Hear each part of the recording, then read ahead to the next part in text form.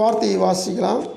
சங்கீதம் 147:11, சங்கீதம் 103:13.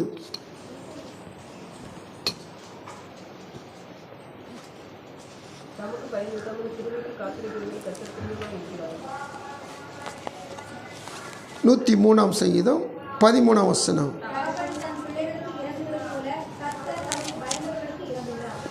ஆமென். ஆண்டவருடைய சமூகத்தில் ஜெபிக்கலாம். அன்பின் ஆண்டவரே, கோடி ஸ்தோத்திரப்பா. மகிமையின் ராஜாவே, நீங்கள் கொடுத்த இந்த 26ஆம் ஆண்டின் 2வது ஞாயிற்றுக்கிழமை பொழுதிலும் கர்த்தருடைய வார்த்தையை தியானிக்கிற வேளையில் வந்திருக்கிறோம். கர்த்தர் இந்த வார்த்தையை தியானிக்கிற பொழுது பரிசுத்த ஆவியானவர்களோடு இடைப்படுங்க. என் ஆண்டவரே, மாம்சம் எவ்விதத்தில் வெளிப்படக்கூடாது ஆண்டவரே. மாம்சிகம் எந்த விதத்தில் பேசிடக்கூடாது ஆண்டவரே. தெய்வம் பேசுங்க. ஆவியானவர் இடைப்படுங்க. வசனத்தை கேட்குற பிள்ளைகளையும் வசனம் சொல்கிற அடிமையும் பலப்படுத்துங்க, பயன்படுத்துங்க. கர்த்தருடைய கரம் எங்களை நடத்தி செல்லட்டும்.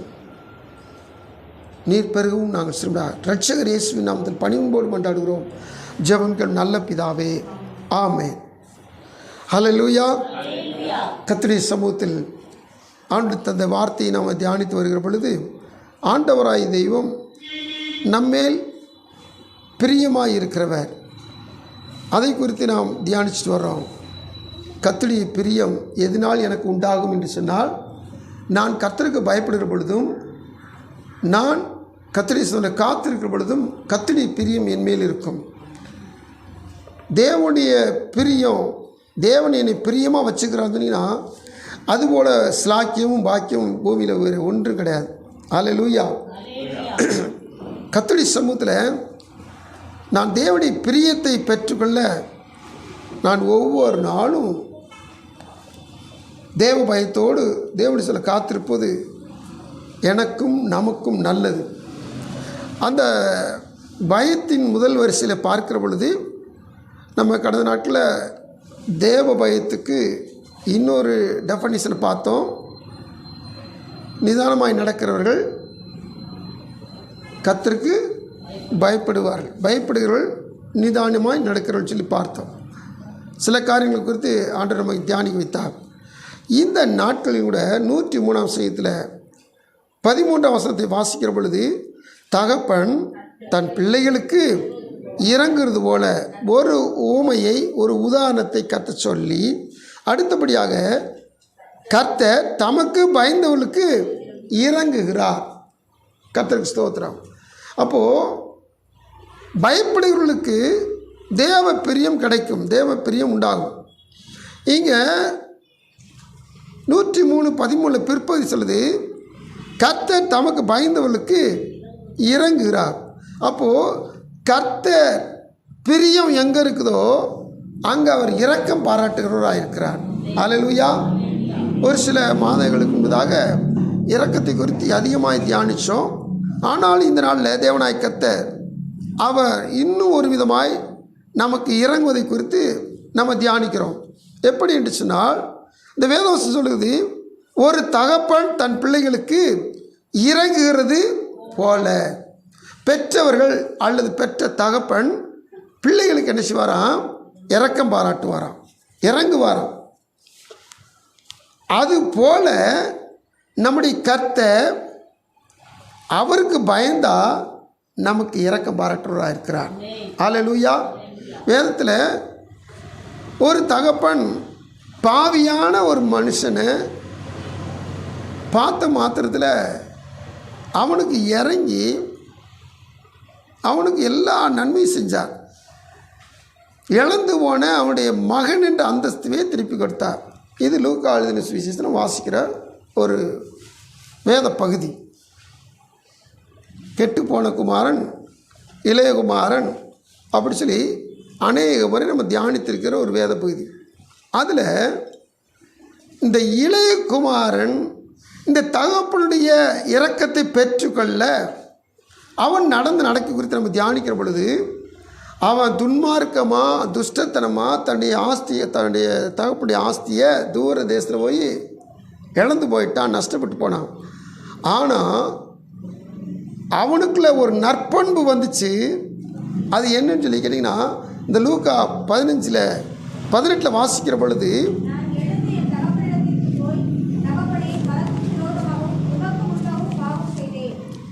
வார்த்தையை கவனிச்சு பாருங்க. அவன்கிட்ட பாவ உணர்வு வந்துச்சு, பாவ அறிக்கை செஞ்சான். இப்போ பாவ அறிக்கை செஞ்சிடல, பாவ உணர்வு வந்து பாவ அறிக்கை செய்யணும்னு சொல்லி தீர்மானம் பண்ணான். அடுத்த வசனங்களை பார்க்கும்போது அந்த பாவ அறிக்கையை என்ன செஞ்சான், நான் வெளிப்படை அவங்க அப்பாட்ட போய் அறிக்கையை செஞ்சுட்டான். தேவசனை காத்திருக்க தேவ பிள்ளையை நல்லா கவனிச்சு பாருங்க. ஒரு தகப்பனுடைய இரக்கம் எப்போ வருது? யாருக்குன்னீங்கன்னா, கெட்டு போனவன், சீர்கெட்டு போனவன், ஒதுக்கப்பட்டவன், தேவ சமூகத்துக்கு சரி குடும்பத்துக்கு சரி ஆகாதவன் என்று தள்ளப்பட்டவன், ஆகாதவன் அவனை ஒதுங்கி போனவன், இப்போது அவனுக்கு ஒரு இரக்கம் கிடைக்குது. அந்த இரக்கம் எப்படி கிடைச்சுன்னு சொல்லி பார்த்தீங்கன்னா, அவனுக்கு ஒரு உணர்வு வந்துச்சு. அந்த உணர்வு வந்த மாத்திரத்தில் பாவ அறிக்கை செய்யணும்னு சொல்லி தீர்மானம் பண்ணால் பாவ அறிக்கையும் செஞ்சிட்டான். அல்லேலூயா, கர்த்தருக்கு ஸ்தோத்திரம். நம்ம அடிக்கடி நீதிமொழியில் 28:13 அருமையான பிள்ளைகள் சொன்ன வசனம், பாவங்களை மறைக்கிறவன் ஒரு நாள் என்ன செய்ய மாட்டான், வாழ்வு அடைவது இல்லை. ஆனால் அந்த பாவத்தை அறிக்கை செஞ்சு அதை விட்டுறணும். அப்படி விட்டாச்சுன்னு சொன்னீங்கன்னா இரக்கத்தை பெற்றுக்கொள்வான். அப்போ தேவ சமூகத்தில் காத்துக்கிற தேவ பிள்ளைகள், இன்றைக்கி நம்முடைய தகப்பன், நம்முடைய பரம தகப்பன் நமக்கும் இரக்கம் பாராட்டி இருக்கிறார். எப்படின்னு சொல்லி கேட்டிங்கன்னா, தேவ சமூகத்தில் நாம் என்னைக்கு ஆண்டவரே நான் பாவி என்பதை ஒத்துக்கொண்டேன் அப்படி சொல்கிறோமோ அன்னைக்கு நமக்கு ஒரு இரக்கம் கிடைக்குது. அல்லேலூயா. தேவ சமூகத்தில் இந்த உணர்வு வந்த மாத்திரத்தில் அந்த உணர்வு என்ன செய்யுங்கன்னா தகப்பனுக்கு நேரம் வழி நடத்துது. நமக்கும் அந்த பாவ மன்னிப்பு வந்துருச்சுனிங்கன்னா நம்ம பரம தகப்பனுக்கு நேர ஆவியானவர் வழி எடுத்துகிறவராக இருக்கிறார். ஸ்தோத்திரம். இந்த இளையகுமாரன்ட்ட காணப்பட்ட அடுத்த அம்சம் 19 வசனத்தில் போட்டு பாருங்க. கர்த்தருக்கு ஸ்தோத்திரம். இவன் திருந்தினாலும் திருந்தாம போனாலும் இவன் யாரு? மகன்தான், குமாரன் தான். ஆனால் அவன் சொல்கிற வார்த்தையை கவனிங்க. குமாரன் சொல்லப்படுறதுக்கு நான் தகுதியுடையவன் பாத்திரவன் அல்ல அப்படின்றான். அப்போது இந்த காரியம் அவன் தன்னை தாழ்த்துவதை குறிக்கிறது. அல்லேலூயா, கர்த்தருக்கு ஸ்தோத்திரம். தாழ்மையை குறித்து ஆண்டவர் இயேசு தான் நம்ம எல்லாருக்கும் ஒரு முன்மாதிரி. ஏன்னா சிலுவையின் மரண பரியந்தம் அவர் என்ன தாழ்த்திருக்கிறார். அல்லேலூயா. தேவ சமுதிரம் காத்திருக்க தேவ பிள்ளைகள் நல்லா கவனிச்சு பாருங்க. இந்த தேவன் தன்னை தாழ்த்தினபடினால், தாழ்த்துகிறவர் இருந்தபடினால், யாரெல்லாம் தங்களை தாழ்த்துறாங்களோ தாழ்த்துறவர்களுக்கெல்லாம் கிருபையை கொடுக்கிறவர். அந்த கிருபையை இந்த இளையகுமாரன் இப்போ பெற்றுக்கொண்டான். அப்படி பெற்றுக்கொண்டதுனால தான் நல்லா கவனிச்சு பாருங்க, இவனுக்கு திரும்பி ஆதி அந்தஸ்து அனைத்தும் கிடச்சிச்சு. அல்லேலூயா. அது என்ன ஆதி அந்தஸ்து?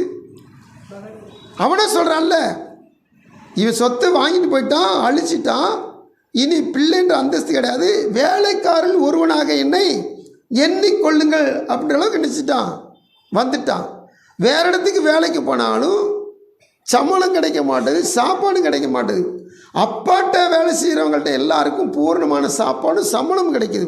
அதனால் அப்பாட்டையே வேலைக்கு போய் சேர்ந்துடலாம், பிள்ளைன்ற அந்தஸ்தில் போய் இல்லை, வேலைக்கான ஸ்தானத்தில் போய் நம்ம என்ன செய்யணும், வேலைக்கு சேர்ந்துடலான்னு வர்றான். அப்போ தேவ சமூகத்தில் இவன் நினச்சி வந்தது ஒன்று, ஆனால் நடந்தது ஒன்று. என்ன நடந்துச்சு?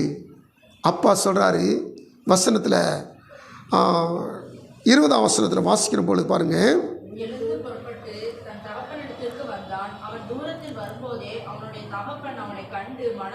மனது உருகி, அந்த வார்த்தை தான் முக்கியமான ஒரு வார்த்தை.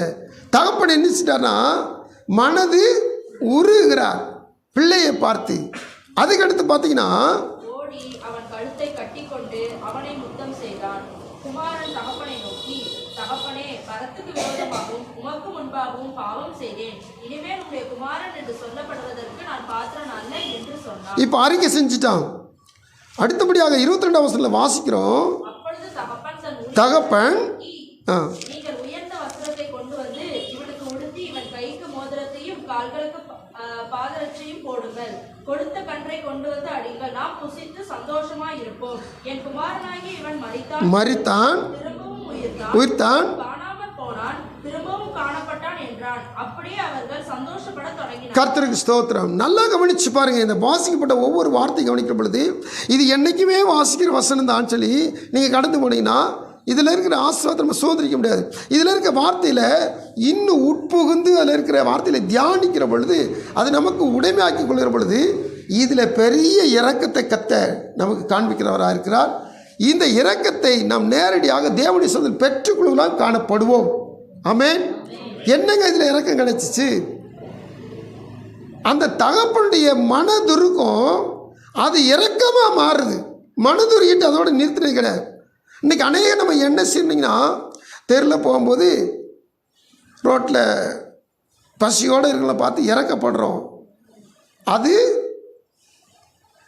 மனசளவில். ஆனால் கொடுக்க தொடங்கிட்டோம்னா அது செயல் வழியில் வருது. அல்லேலூயா. அநேகர் பசியாக கிடக்கிற பட்டியை கிடக்கிறது வேதனைப்படுறது பார்த்துட்டு மனதில் உருக்கம் இருக்குது. ஆனால் இறங்கி அவங்களுக்கு செய்கிறதுக்கு நம்மகிட்ட ஒன்றும் இல்லை, மனசு இல்லை. மனசில் மட்டும் இருந்து ஒரு புண்ணியமே கிடையாது. இந்த தகப்பன் முதலாவது என்னச்சுன்னா மனது உருகிறான். அதுக்கடுத்து ஒவ்வொரு காரியம் அவன் எடுத்து கொடுக்க அவன் செயல் வழியில் கொண்டு வருகிறான். இந்த இரக்கத்தை இந்த இளையகுமாரன் பெற்றுக்கொண்டான். அல்லேலூயா. இந்த இரக்கத்தை இப்போது 103ஆம் சங்கீதம் 13ஆம் வசனத்தை முற்பகுதியை கொஞ்சம் கவனித்து பாருங்கள். அதையும் இதையும் கொஞ்சம் இணைச்சி பாருங்கள். தகப்பன் தன் பிள்ளைகளுக்கு இறங்குறது போல அப்போது இந்த இளையகுமாரனுடைய தகப்பன் மனது உருகி இவனுக்கு இறங்கிட்டான். பார்த்தீங்களா? இவன் பாவி என்று கூட இவன் சில இப்போ கருதலை. இவன் துன்மார்க்கமாக ஆஸ்தியை செலவழித்து போட்டான்றதை நினைக்கலை. ஏன்னு சொன்னீங்கன்னா பழைய ஏற்பாட்டில் இவனை குறிச்சுன்னா இவனை மட்டும் பென்ஷன் பண்ணலை. பழைய ஏற்பாட்டில் பொதுவாகின வாக்கியம் சொல்லுகிறது. மீகா தீர்க்க புஸ்தகம் 7ஆம் அதிகாரம் 19ஆம் வசனத்தில் இந்த வசனம் வாசிக்கிற பொழுது ஏறத்தாழ இளையகுமாரனை குறித்தான ஒரு மென்ஷன் மாதிரி இருக்கும். அது குறிப்பிடப்பட்டது போல இருக்கும். வாசித்து பாருங்க. மீகா 7:19. அவர் திரும்ப நம்மேல் இறங்குவார். கர்த்தருக்கு ஸ்தோத்திரம். ஏற்கனவே பிள்ளை என்ற அந்தஸ்தில் பிள்ளைகளுக்கு இறக்கம் காட்டி அநேக நன்மையில் இந்த தாப்படி செஞ்சிருக்கிறார். ஆனால் இவன் கெட்டு போன பிற்பாடு, இவன் புத்தி தெளிஞ்சு வந்த பிற்பாடு இவனுக்கு இப்போ என்ன செய்கிறாரு? திரும்பமாக மோதிரம், பாதரட்சை, சகலம் கொடுத்து, வஸ்திரத்தை கொடுத்து திரும்பமாக இவன் தொலைஞ்சு போனவன் திரும்பி கிடச்சிட்டான். இவன் செத்து போனவன் உயிராயிட்டான். அதனால் நாம் சந்தோஷப்படணும் ஒழிய இவன் வந்ததுக்கு அப்படி துக்கப்பட வேண்டிய அவசியமே இல்லை. அப்போது திரும்பமாக அந்த ஆசீர்வாதத்தை கொடுக்குறார். அதைத்தான் மீகா 7:19 வாசிக்கிறோம். அவர் திரும்ப நம்மேல். ஹல்லேலூயா. தேவ சமூகத்தில் ஏற்கனவே இரக்கமுடைய தெய்வம் இவர். மனம் திரும்பி யார் வர்றாங்களோ, உணர்வு பற்றி யார் வர்றாங்களோ, பாவ அறிக்கை யார் செய்கிறாங்களோ அவங்கள திரும்பவும் அவங்களுக்காக இறங்குற தேவனாக இருக்கிறார். ஹல்லேலூயா. நம்மேல் இறங்குற கர்த்தர். தொடர்ந்து இந்த வசனங்களை வாசிக்கும் பொழுது நம்முடைய அக்கிரமங்களை அடக்கி என்ன செய்வாராம்? நம்முடைய பாவங்களை, நம்முடைய அக்கிரமங்களை என்ன செய்வாராம்? அதை அடக்கிடுவாராம், கண்ட்ரோல் பண்ணுவாராம். அப்போ தேவ சமூகத்தில் நல்லா கவனிச்சு கேளுங்க. இந்த இளையகுமாரனுக்கு இப்போ என்ன நடந்திருக்கும்? 7:19 மீகா தீர்க்கதரிசி இவனுடைய பாவங்கள் முன்னாடி செஞ்சால பாவங்கள், வீட்டை விட்டு ஓடின பிறகு செஞ்சால பாவங்கள், இது ஊரா இந்த தகப்பனார் என்ன செய்வார்னா அவன்கிட்ட இல்லாத அளவுக்கு அவனுக்கு போதனை செஞ்சு அதை என்ன செய்வார்? அடக்கிடுவார். ஹல்லேலூயா. ஹல்லேலூயா. கண்ட்ரோல் பண்ணுவார் தேவ சமூகத்தில். அடுத்தபடியாக தொடர்ந்து இந்த 7:19 மீகாவில் வார்த்தை தொடர்ந்து சொல்லி பாருங்க. பாவங்களை எல்லாம் சமுத்திரத்தின் ஆழங்களில் போட்டு விடுவார். ஹல்லேலூயா. கர்த்தருக்கு சொல்றோம். இப்போ தான் இந்த தகப்பன் சொல்றாரு, தம்பி மகனே நீ செஞ்சிட்ட, ஆனால் நான் அந்த பாவத்தை நான் இன்னும் சில இனிமேல் நினைக்கல, நான் அதை சமுத்திரத்தின் ஆழத்தில் போடுறேன். அதனால தான் திரும்பமா மகன் என்ற அந்தஸ்து அவனுக்கு கிடைச்சிச்சு. ஹல்லேலூயா. இவன் மரித்தான், திரும்ப உயிர்த்தான். இவன் காணாமல் போனான், இவன் காணப்பட்டான். அப்போது ஒவ்வொரு வார்த்தையிலும் கவனித்து பாருங்க, அவனுக்கு அந்த அந்தஸ்து திரும்பி கிடைக்கிறதுக்கு காரணம் இவனுடைய பாவ உணர்வு, இவனுடைய பாவ அறிக்கை, இவனுடைய தாழ்மை. இந்த சம்பவங்கள் இந்த வாழ்க்கையில் இவனுக்கு ஏற்பட்ட அனுபவங்கள் நம்முடைய வாழ்க்கையிலும் மெய்யாவே நாம் இந்த பாவ உணர்வோடு தேவசந்தில் காணப்படும் என்று சொன்னால் நிச்சயமாக கர்த்தர் நமக்கும் இறங்குறவராக இருக்கிறார். அல்லேலூயா. இறங்கிட்டார்னா அவர் பிரிய நம்ம மேலே வந்துருச்சு. அவர் பிரிய இருந்துச்சுன்னா பரம காணானுக்குள்ள கொண்டு போய் சேர்க்க தடையே கிடையாது. இந்த பூமியில் பொருளாதார நன்மைகள், சரீர சுக நன்மைகள், ஆசீர்வாதங்கள் பெற்றுக்கொள்ளுக்கு தடையே இருக்காது. அப்போ ஆண்டுடைய சமூகத்தில் நம்ம செய்ய வேண்டிய காரியம் இந்த இளையகுமாரனை போல ஒரு பாவ உணர்வோடு நாம் நம்முடைய வாழ்வு நடத்துவோம். அநேக நேரங்களில் இருதய கடினம் நம்மளை என்ன செய்யணும், பாவ உணர்வு வந்தாலும் பாவ அறிக்கை செய்ய விடாமல் பாவத்தோடு வாழ வச்சிருது. அதனால தான் அநேக ஆசீர்வாதங்களை பெற்றுக்கொள்ளாமல் தடையாக இருக்கிற வாழ்க்கை. எந்த காரணத்தை கொண்டு உணர்வு வந்துருச்சா அதை செயல்படுத்த தொடங்கிடும். அல்லேலூயா.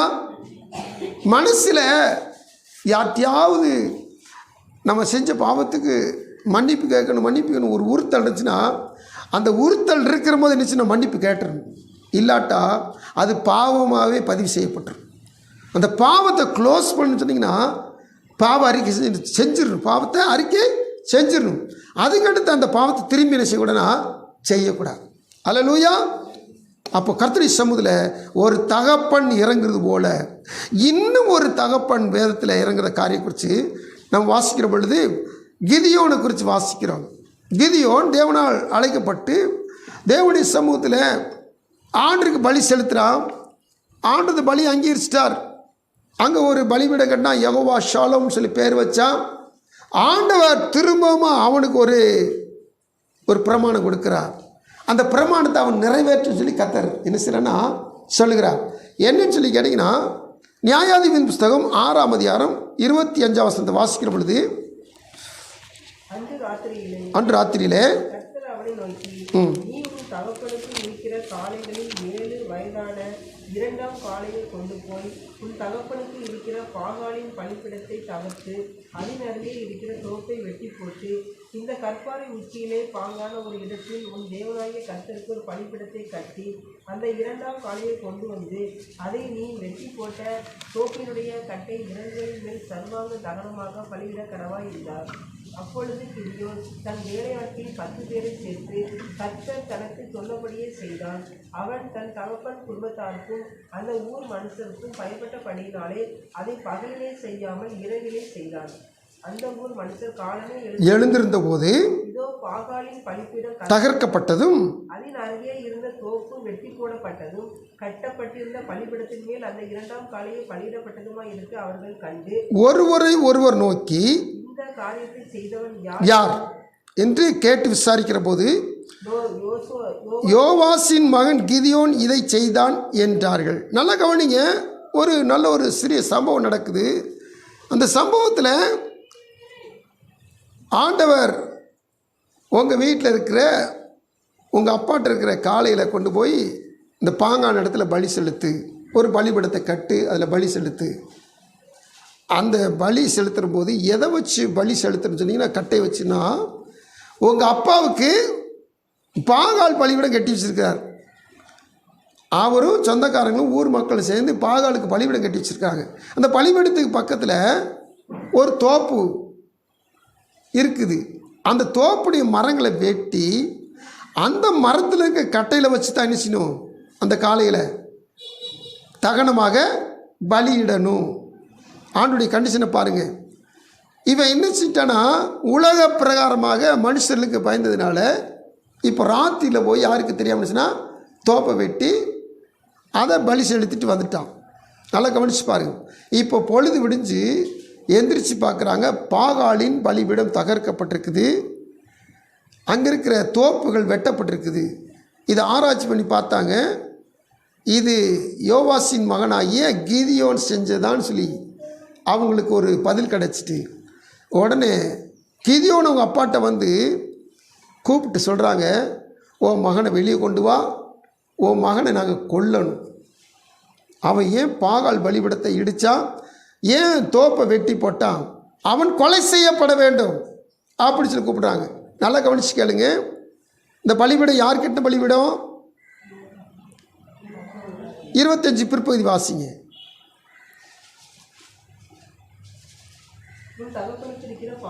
தகப்பனுக்கு இருக்கிற பாகாலின் பலிபீடம். அப்போ இது யார் கட்டினது? கிதியோன் அவங்க அப்பா தான் கேட்டிருக்கிறார். இதுக்கு ஊர் மக்களும் சப்போர்ட்டு, உறவினர்களும் சப்போர்ட்டு. எங்கே வாசிக்கிறோம்? இப்போ 27 வசனத்தில் வாசிக்கிறோம். அவன் தன் தகப்பன் குடும்பத்தாருக்கும் அந்த ஊர் மனுஷருக்கும் பயப்பட்டபடியா. அப்போது இந்த யோவாஸ் தான் பலிபீடம் கேட்டிருக்கிறான். இந்த யோவாஸ் சொந்தக்காரங்களும் யோவாஸ் ஊர் மக்களும் இந்த பலிபீடத்தில் பலி செலுத்திக்கிட்டு இருக்கிறாங்க பாகாலுக்கு. இப்போது யோவாஸ் பேசாமல் இருக்கான், கிதியோன் அவங்க அப்போ பேசாமல் இருக்கிறான். ஆனால் கிதியோட சொந்தக்காரன் ஊர் மக்கள் வந்து என்ன செய்யணும்னா இந்த கிதியோனை கொல்லணுன்றாங்க. இப்போது நீங்கள் நல்லா பாருங்கள், இவனா ஸ்பெஷலாக ஒரு பலிபீடம் கட்டி சொந்தக்காரன் ஊர் மக்களை கும்பிட வச்சவன். இப்போ மகனை இவன் என்ன செய்யணும் சொல்லுங்கள்? மகனை ஊர் மக்கள் சொன்னபடி கொல்லத்தான் செய்யணும். ஏன்னா இவன் ஒரு தெய்வத்தை கும்பிட்டுக்கிட்டு இருக்கான். அந்த தெய்வத்துடைய சகல பீடங்களை இடித்து போட்டு தெய்வத்துடைய தோப்புகளையும் வெட்டி போட்டான். அப்போது தான் மகனாக இருந்தாலும் கொல்லத்தான் செய்வான். ஏன்னா இன்னொரு சமூகத்தை வாசிக்கிற பொழுது அது யாராக இருந்தாலும் சரி குற்றம் செய்து நான் கொல்லவே வேணும்னு சொல்லி யோனத்தானை குறித்து சவுல் சொல்கிறான். சொல்லிட்டு என்ன செய்யறான்? யோனத்தானை நீ சாகத்தான் வேணும்னு சொல்கிறான். நல்லா கவனிச்சு பாருங்க. இந்த இடத்துல இந்த யோவாஸ் என்ன செய்யறான்னு கொஞ்சம் கவனிச்சு பாருங்க. இந்த யோவாஸ் தன் மகனை கொல்ல வந்தவர்களுக்கு நேராக இவன் என்ன செய்யறான்? எதிர்த்து நின்று பேசுகிறான். தான் வணங்கினது பாகால் தான், பலிபீடத்தை இடிச்சு போட தான் மகன் தான். ஆனால் தன் மகனுக்கு இந்த இடத்துல யோவாஸ் வக்காலத்து வாங்கி இரக்கம் பாராட்டுறதை நம்ம பார்க்கலாம். இப்போ வாசித்து பாருங்க 31 வசனத்திலிருந்து பார்த்து, நீங்களா பாகாலுக்காக வழக்காடுவீர்கள், நீங்களா அதை ரட்சிப்பீர்கள், அதுக்காக வழக்காடுகிறவன் இன்று காலையில் தானே சாக கடவன். எவன் வழக்காடானோ அவன் தான் இப்போ சாகணும். நான் பலிபீடத்தை கட்டது உண்மைதான், என் மகன் அதை இடித்தது உண்மைதான், தோப்பை வெட்டினது உண்மைதான், நடந்த சமயம் எனக்கு நல்லா தெரியும். ஆனால் அதை செஞ்சது என் மகன். இப்போ என் மகனை கொல்ல மாட்டேன். எவன் இதில் வந்து வழக்காடானோ அவனைத்தான் கொள்ளுது. எவன் இன்று வழக்காடுகானோ அவன் சாக கடவன். இன்று காலையில் தானே சாக கடவன். அது தேவனானால் தன் பலிபீடத்தை தகர்த்த நிமித்தம் அது தானே தனக்காக வழக்காடட்டும் என்றான். கர்த்தருக்கு ஸ்தோத்திரம். நல்லா கவனிச்சு பாருங்க. என்னதான் இருந்தாலும் தெய்வ வழிபாடு இருந்தாலும் தான் மகன்ற மாத்திரத்தில் இங்கே கிதியோன் அங்கே அப்பாவுக்கு கிதியோன் மேலே ஒரு இறக்கம் வந்துருச்சு. அல்லேலூயா, கர்த்தருக்கு ஸ்தோத்திரம். இங்கே நல்லா கவனிச்சு பாருங்க. கிதியோன் தேவ பயம் உள்ளவன் என்பதை நம்ம எதனால் கண்டுபிடிக்கலாம்? எப்படி கண்டுபிடிக்கலாம்? எவன் ஒருத்தன் கர்த்தருடைய கற்பனையின்படி செய்கிறானோ, எந்த எதிர்ப்புகள் வந்தாலும் அது நடுவில் தேவனுக்கு பயந்து தேவனுடைய கற்பனை கீழ்ப்படுகிறானோ அவன் தேவனுக்கு பயந்தவன். ஆமென். திரும்பவும் சொல்கிறேன் கேளுங்க. ஊரும் உலகமும் பெற்ற தகப்பனும் யாரும் எதிர்த்துனாலும் கர்த்தர் ஒன்று சொல்லிட்டானா அது கீழ்படிச்சிட்டானா அதுதான் தேவ பயம். கர்த்தருக்கு ஸ்தோத்திரம். இந்த தேவ பயம் உள்ளவன் மேல் கர்த்தர் ஒரு தகப்பனே இறங்குறான்னு சொன்னீங்கன்னா இந்த தேவன் எப்படி இறங்குவார்னு சொல்லி கேட்டிங்கன்னா அடுத்தடுத்த வசனம் வாசிக்கும்போது தேவன் இறக்குற இறக்கத்தை பாருங்கள். தன் பலிபீடத்தை தகர்த்து நிமித்தம் பாகால் அவனோட வழக்காட்டும் என்று சொல்லி அந்நாளிலே அவனுக்கு எரு பாகால் என்று பெயரிடப்பட்டது. மீதியானியரும் அமலேக்கியரும் கிழக்கத்தி புத்திரர் யாவரும் ஏகமாய் கூடி ஆற்றை கடந்து வந்து இஸ்ரவேல் பள்ளத்தாக்கிலே பாளையம் இறங்கினார்கள். அப்பொழுது இப்போ எல்லாரும் வசனத்தை பாருங்கள். கர்த்தருடைய ஆவியானவர் கிதியோன் மேல் இறங்கினார். அல்லேலூயா. ஒரு தகப்பன் தன் பிள்ளைக்கு இறங்கினா இப்போ பரம தகப்பன் தம்முடைய ஆவியை கிதியோன் மேல் இறங்க பண்ணுகிறார். அல்லேலூயா. எத்தனை பேருக்கு இந்த காரியம் வழங்குது? இதில் 2 இறக்கம் இருக்குது. அதாவது அர்த்தங்கள் வேற, எழுத்தும் வேற, ஆனால் சொல்கிறது ஒன்று போல தான் இருக்கும். இறங்குதல், இறங்குதல். விளங்குதா? கிதியோனுங்க அப்பா யோவாசு கிதியோனுக்கு இறங்கினார். ஆண்டவர் தம்முடைய ஆவியை இறக்கினார். அல்லேலூயா. இந்த ரகரத்துக்கும் உள்ள வித்தியாசத்தை பார்த்தீங்க. தேவசன காத்திருக்க தேவ பிள்ளைகளே, ஆண்டவருடைய சமுத்திரம் இருக்கிற எந்த பிள்ளையாவது ஆண்டருக்கு பயந்து நடக்கிற பொழுது அவர் புதிய ஏற்பாட்டில் வாக்குப்படின ஆவியை அல்லது தீர்க்கதரிசனம் வாக்குப்படின ஆவியை பழைய ஏற்பாட்டில் நியாயாதிபதியின் காலத்தில் வாழ்ந்த கீதியோன் மேலே தம்முடைய ஆவியை இறங்க பண்ணுகிறவராக இருக்கிறார். அல்லேலூயா. அந்த ஆவின் பலத்தோடு தான் அவன் பலத்த சேனையை முறியடித்தான். ஆமென். கர்த்தருக்கு ஸ்தோத்திரம். தேவ சமூகத்தில் நல்லா கவனிச்சு பாருங்க. கர்த்தருடைய ஆவியானவர் கிதியோன் மேல் இறங்கினார். அவன் எக்காலம் ஊதி அபீசரை கூப்பிட்டு தனக்கு பின் செல்லும் படை தனக்கு பின் செல்லும்படி செய்து மனாசே நாடகம் ஸ்தானவில் அனுப்பி அவர்களை கூப்பிட்டு தனக்கு பின் செல்லும்படி செய்து இப்படி வரிசையாக கூப்பிட்டுட்டே போகிறான். ஆனால் பாருங்க, கர்த்தர் இந்த கிதியோனையும் ஒரு 300 பேரை வச்சு கர்த்தர் பெரும் படை முறியடிக்கிறார். பின்னாடி நீங்கள் வாசித்து போதுன்னா ஆயிரக்கணக்கில் பேர் இந்த படையில் முறியடிக்கப்படுவாங்க. இன்னும் கிதியோன் 10,000 பேர் 20,000 பேர் துரத்துண்டு ஓடுவாங்க. இந்த 300 பேரை வச்சு அவங்களெல்லாம் துரத்தி பிடிச்சி அங்கே இருக்கிற சேனாதிபதியெல்லாம் முறியடித்து பயங்கரமான வெற்றி வாய்ப்போடு திரும்பி வருவான். காரணம், இந்த கிதியோனுக்குள்ள இருந்த தேவ பயம். அல்லேலூயா. ஒரு தகப்பன் யோவாஸ் மாம்சீகத்தின்படி அவனுக்கு இறங்கினான். ஆனால் பரம தகப்பன் கர்த்தர் தம்முடைய ஆவியே அவன் மேல் இறக்கினார். இதுதாங்க தேவன் மனுஷன் மேல் வைக்கிற பிரியம். தேவன் நம்ம மேலே பிரியப்பட்டார்னா அவருடைய அபிஷேகத்தை நாம் பெற்றுக்கொள்வோம். இதுக்கு இந்த நாள் தேவ பயம் என்பது மிக முக்கியமான ஒன்றார். ஆண்டுடைய அபிஷேகம் தான் அநேக நோங்களை முறித்து போடும். அபிஷேகம் தான் நம்மளை நித்தியத்துக்கு நேரம் வழி நடத்தும். அபிஷேகம் அநேக காரியம் நமக்கு போதிக்கும். இத்தனை நமக்கு பெற்றுக்கொள்ள கர்த்தருடைய சமூகத்தில் நமக்கு ஒரு தேவ பயம் அத்தியாவசியமான ஒன்றாக இருக்கிறது. அல்லேலூயா. கர்த்தருக்கு ஸ்தோத்திரம். அடுத்தபடியாக புதிய ஏற்பாடு வருகிற பொழுது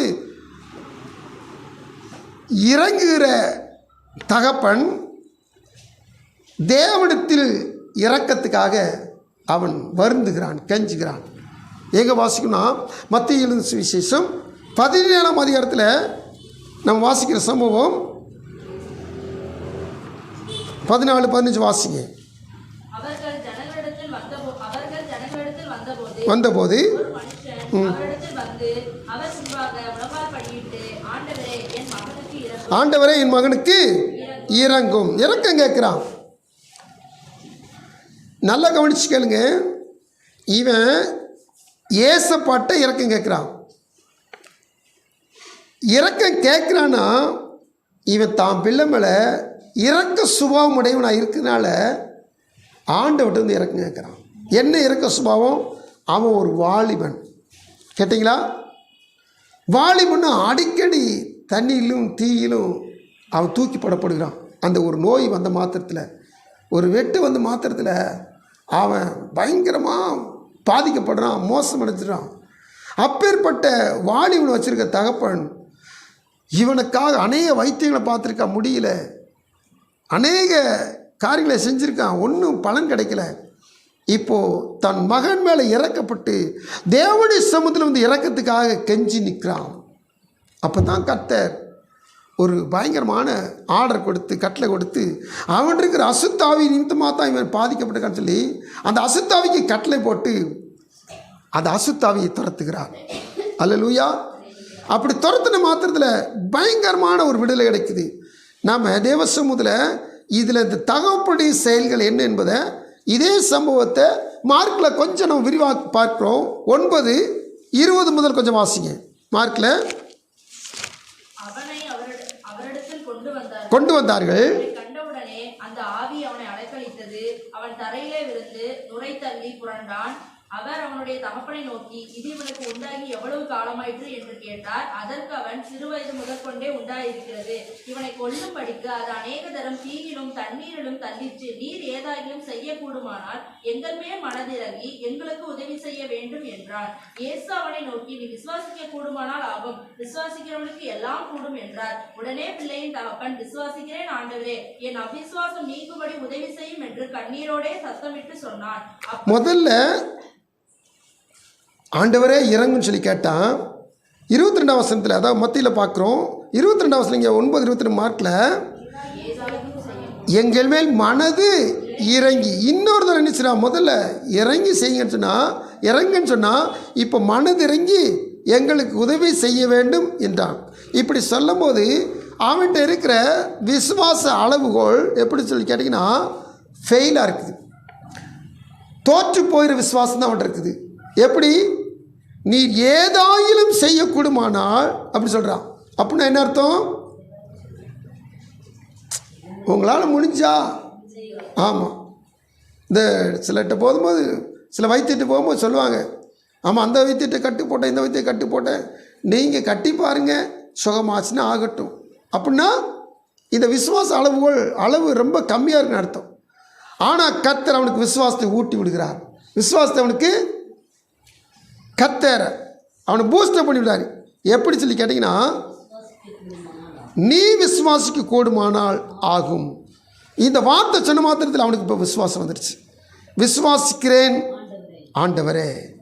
தேவ சமூகத்தில் காத்திருக்க தேவ பிள்ளைகளே, ஆண்டுடைய சமூகத்தில் இந்த விசுவாச அளவுகோல் என்பது நமக்குள்ள அநேக நேரங்களில் இது தோற்று போகிறதா தான் காணப்படுது. இது கிடைக்கக்கூடாததா தான் காணப்படுது. இது இல்லாமல் தான் போகுது. நாம் விசுவாச அளவுகோலை என்ன சொன்னால் எப்போவுமே கூட்டிக்கிட்டே வரணும். விசுவாச அளவை பெருக்கிக்கிட்டே வரணும். இதுக்கு ஆண்டுடைய வசனங்களை வாசிக்கணும், ஆண்டுடைய காரியங்களை கேட்கணும், ஆண்டுடைய சமூகத்தில் காத்திருக்கணும். அப்படி காத்திருக்கும் பொழுது ஆண்டவர் நமக்கு வார்த்தை தருவார்.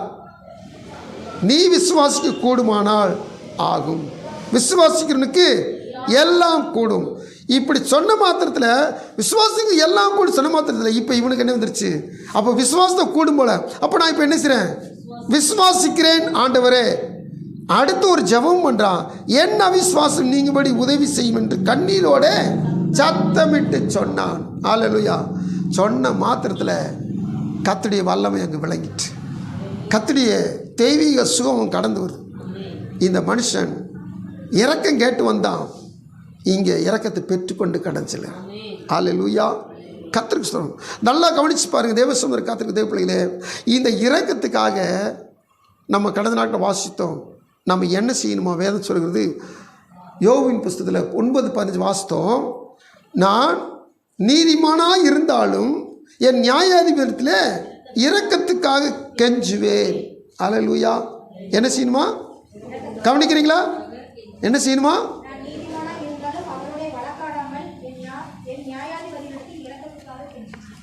நான் அவர்கிட்ட போய் வழக்காடிக்கிட்டு இருக்கக்கூடாது, வாக்குவாதம் பண்ணிக்கிட்டு இருக்கக்கூடாது. தாங்க ஆண்டவரை, கொடுங்க ஆண்டவரை, கொடுங்க ஆண்டவர்னு சொல்லி என்ன செய்யணும்? கெஞ்சணும். ஸ்தோத்திரம். தேவ சமூகத்தில் நம்ம எல்லாருக்கும் தெரியும், அருமையான திமேயு மகன் பர்திமேயு அவன் என்ன செஞ்சான்? இயேசுநாதர் போய்கிட்டு இருக்கிறாரு. கேட்டான், யார் போகிறான்னு கேட்டான். இயேசு கிறிஸ்து போகிறார். அப்படியும் அவர் சுகமாக்குறவர்ல, அவர் விடுதலை செய்கிறவர்ல அப்படின்னு சொல்லி நினைச்சினா, இயேசுவே தாவீது குமாரன் இறங்குன்னு சொல்லி நினைச்சா முதல்ல இறக்கத்துக்காக கெஞ்சினா. ஆனால் அநேகர் அதட்டினாங்க. அதட்டிக்கிட்டு இருக்கும்போது அவர் கடந்து போயிட்டார். இப்போது அதட்ட பிற்பாடு வசனம் சொல்லுது, முன்பிலும் அதிகமாக அவனை செஞ்சிட்டானா. கூக்குரல் போடுறான், கூப்பிடுறான், சத்தமாக கூப்பிடுறான். அப்போ என்ன அர்த்தம்? இதில் தேவ சமூகத்தில் கற்றுக்கொள்ள வேண்டிய காரியம், நாம் கிடைக்கலன்னு சொல்லி அநேக நேரத்தில் நினைச்சுன்னா அப்படி விட்டுடுறோம். இல்லை, பர்திமேயுவை நமக்கு கற்றுக் கொடுக்குற காரியம் இரக்கத்துக்காக இருந்துச்சுன்னா, யோபு சொன்ன வார்த்தையின்படி கெஞ்சணும். தாங்க ஆண்டவரை, கொடுங்க ஆண்டவரை, விடமாட்ட ஆண்டவரை. இதுதான் கானானிய ஸ்திரீ செஞ்சா. ஆண்டவரே, நாங்கள் அந்நியர்கள் தான், நாங்கள் உலகத்தார் தான், நாங்கள் கானானியர்கள் தான், நாங்கள் தகுதியில்லாதவர்கள் தான், நாங்கள் நாய்கள் தான். ஆனாலும் எங்களுக்கு உரிய நாய்களுக்கு உரிய கீழே விழுகிற துணிக்கு கிடைச்சி ஆகும். அல்லேலூயா. இரக்கத்துக்காக தேவ சமூகத்தில்னா கெஞ்சணும். அப்போ நிச்சயமாக நமக்கு இரக்கம் கிடைக்கும். அல்லேலூயா. எந்த விதத்திலும் தேவனாய் கர்த்தர் ஒரு தகப்பன் தன் பிள்ளைகளுக்கு இறங்குறது போல தமக்கு யார் பயப்படுகிறாளோ அவர்கள் மேல் அவர் இறங்குற தேவனாக இருக்கிறார். இந்த இறக்கம் வந்துருச்சுன்னா நம்ம மேலே அவர் பிரியப்பட்டுட்டான்னு அர்த்தம். இந்த தேவ பிரியம் நமக்கு உண்டாயிடுச்சுன்னா நமக்கு நித்திய ஆசீர்வாதமும் இந்த பூமிக்கு நன்மையின் ஆசீர்வாதம் சகலமும் தாராளமாய் கிடைக்கும். தேவன் தாமே அப்படியே நம்மை நடத்துவாராக. ஆமென். கண்கள் முடி ஆண்டு சொல்லி ஜெபிக்கலாம். எங்கள் அன்பின் பரலோக பிதாவே உங்கள் கோடி ஸ்தோத்திரப்பா. மகிமையின் ராஜாவே, நீங்கள் கொடுத்த இந்த வாரத்தின் முதல் நாள் பொழுதிலும் தேவ சமூகத்தில் எங்கள் தேவன் எங்கள் மேல் பிரியமாய் இருக்கு என்பதை நாங்கள் உமக்கு பயப்பட பயத்தினால் எங்களுக்கு கிடைக்கிற இரக்கத்தினால் நாங்கள் கண்டுகொள்கிறோம். ஆம் தகப்பனே, தகப்பன் தன் பிள்ளைகளுக்கு இறங்குது போல கர்த்தருக்கு பயந்தவர்களுக்கு அவர் இறங்குகிறார் என்ற வார்த்தையின்படி ஆண்டவரே, நீங்கள் எங்களுக்கு இறங்கு நிமித்தமாக நாங்கள் நன்மையை பெற்றுக்கொள்கிறோம். இதனாலே நீர் எங்கள் மேல் பிரியமாக இருப்பதை நாங்கள் அறிந்து கொள்கிறோம்.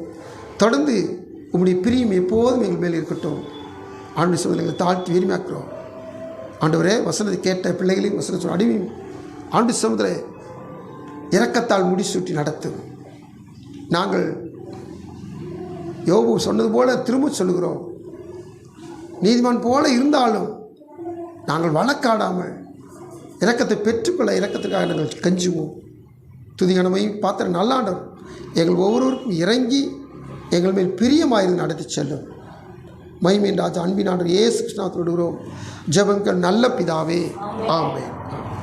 நம்முடைய கர்த்தராகிய இயேசு கிறிஸ்து கிருபையும் பிதாவாகிய தேவனுடைய அன்பும் பரிசுத்த ஆவியின் ஐக்கியமும் சந்தோஷமும் சமாதானம் வழிநடத்தும் இன்றைக்கும் என்றைக்கும் சதா காலம் நம் அனைவரோடு தங்கியிருப்பதாக.